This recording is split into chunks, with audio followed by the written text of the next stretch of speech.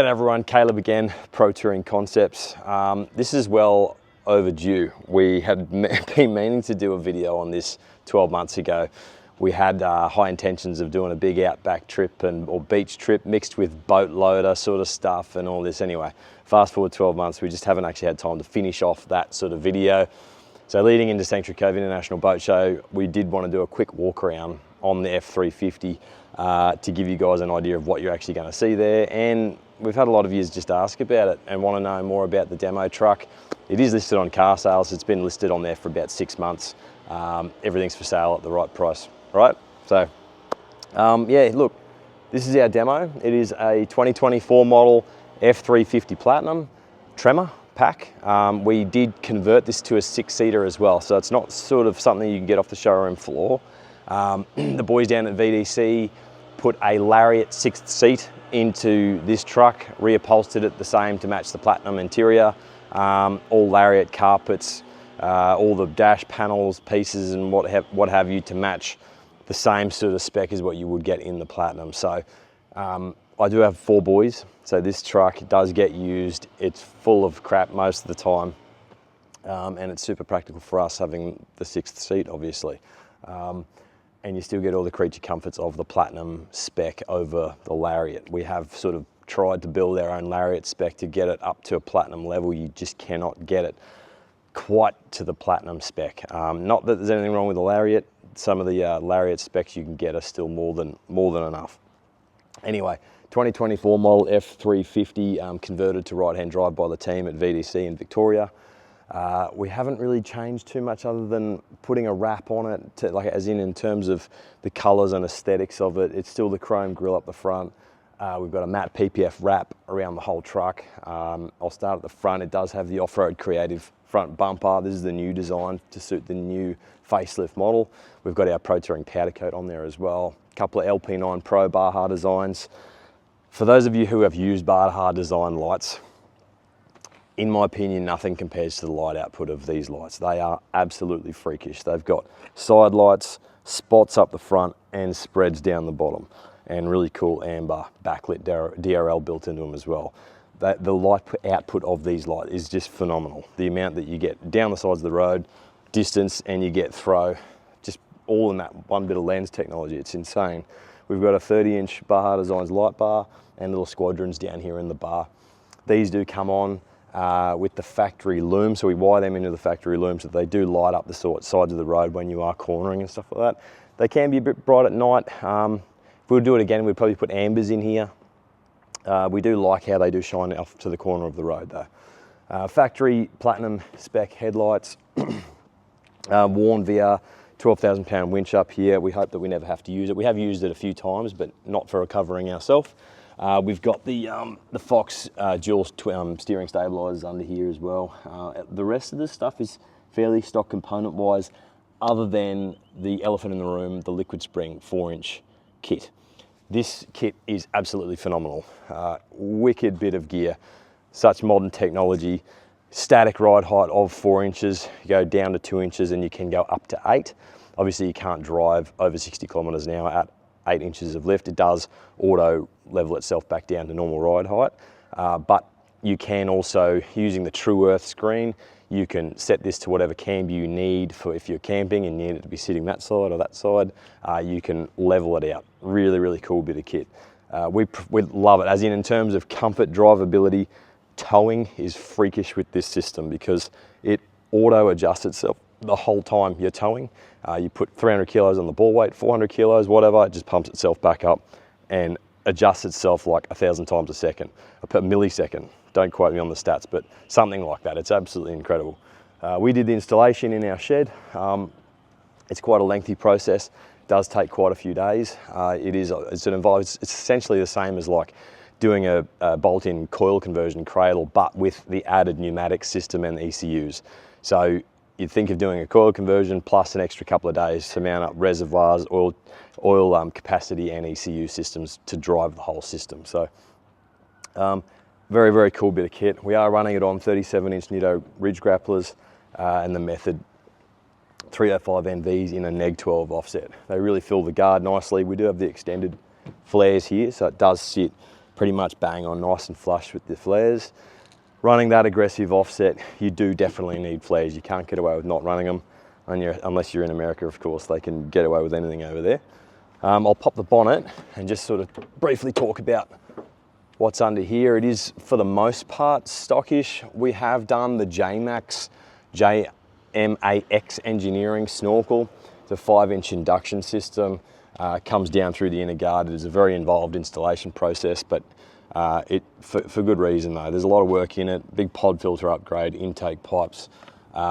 We've got a bunch of our own wiring in here, and over this side here we've got our fuses, MIDI fuses that are labelled.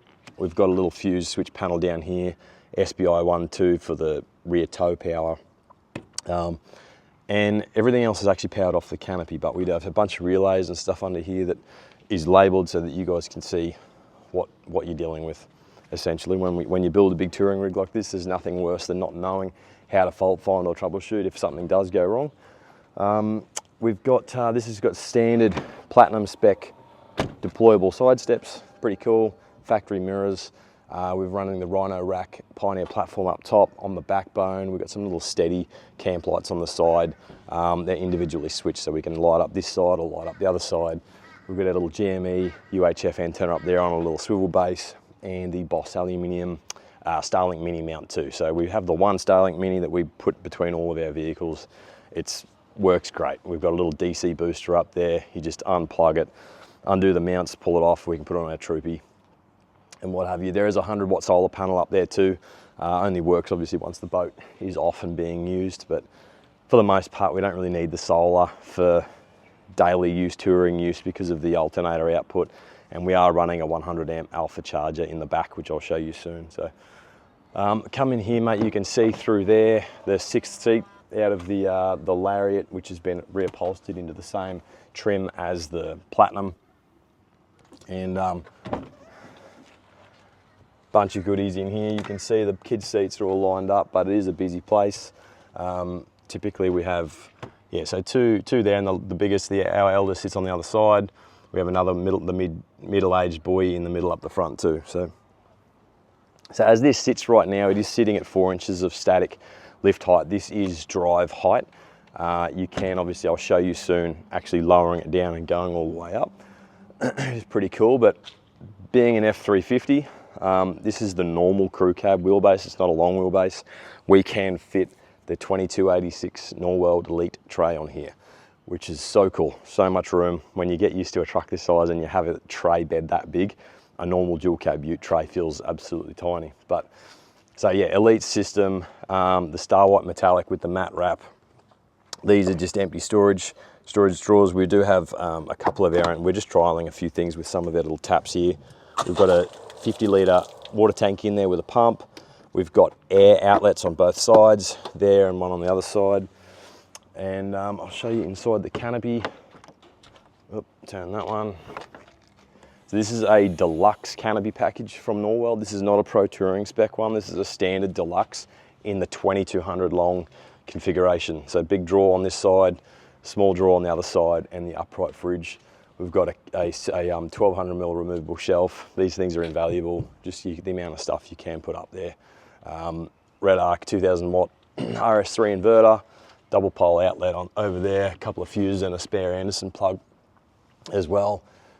Pro Touring color changing LEDs, priceless for camping obviously, and the 20 horsepower outboard on an Almax slide in here. I don't need to pull that out. I'm sure plenty of you guys have seen those outboards pulled out before. Storage in this one as well. Coming around the back, we're just running one spare. We figured that it does take a lot to puncture a Nitto Ridge grappler tyre. We just did that trip in our Troopy. It was 20,000 Ks and no punctures on those Nitto Ridge grapplers. We absolutely swear by these tyres. So we're pretty sold that one spare is enough. And we can, if look, worst case scenario, we can chuck another on the back here. But we've got the Destination dirty gear bag. This is part of the Norweld tray system. It houses the blind spot monitors and park sensors. We're running a 5-hole Gen Y hitch. Big rear trundle drawer full of, I'll show you, bits and pieces, just crap, tools, bit of recovery stuff. all the bits you need to get to in a hurry. Safety Dave camera on the back, facing straight down at the tow ball, and one on the back of the canopy too. Little Baja design, little flood spread work lights at the back here. They throw a lot of light, actually. Very impressive little lights. 25 litre water can. This can either be petrol or diesel. We opted for the water, but obviously we'll probably swap this out for a petrol, given the fact that we've got the boat on the roof. So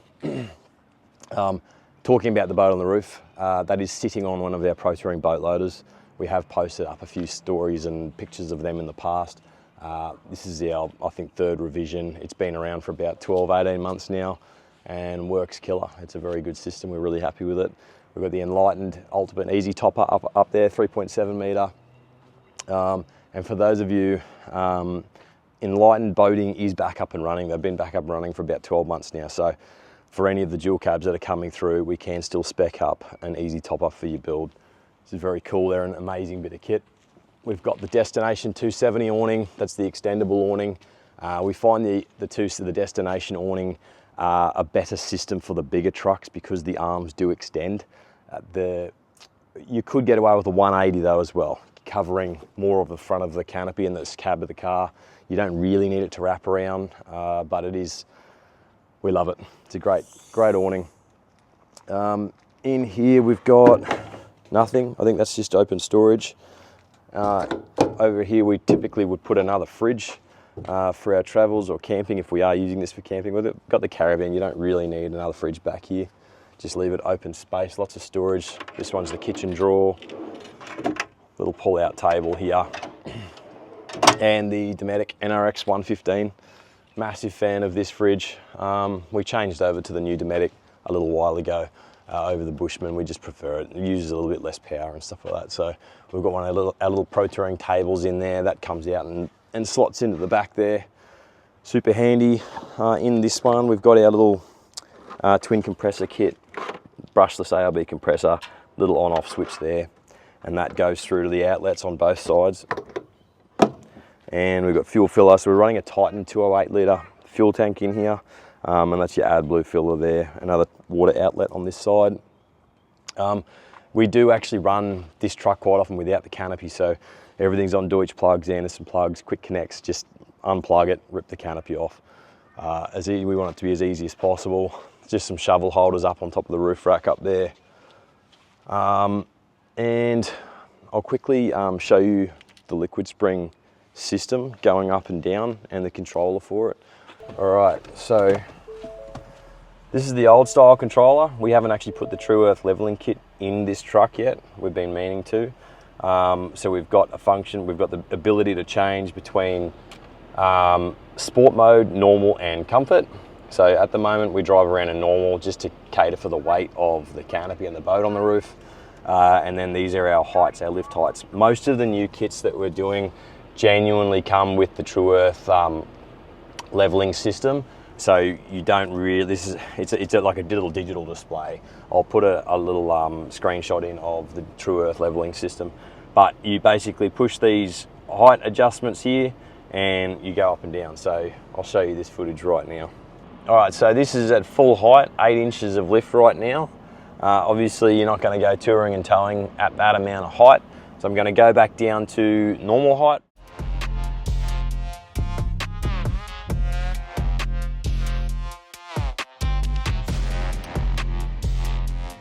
All right, so that's normal ride height, and now we're going to go all the way down to 2 inches of lift.